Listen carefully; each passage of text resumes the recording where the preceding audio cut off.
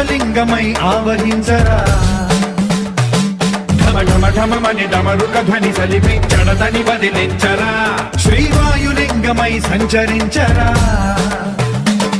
అణువణువున తన తనువున నిలిచి చలనమే కలిగించరా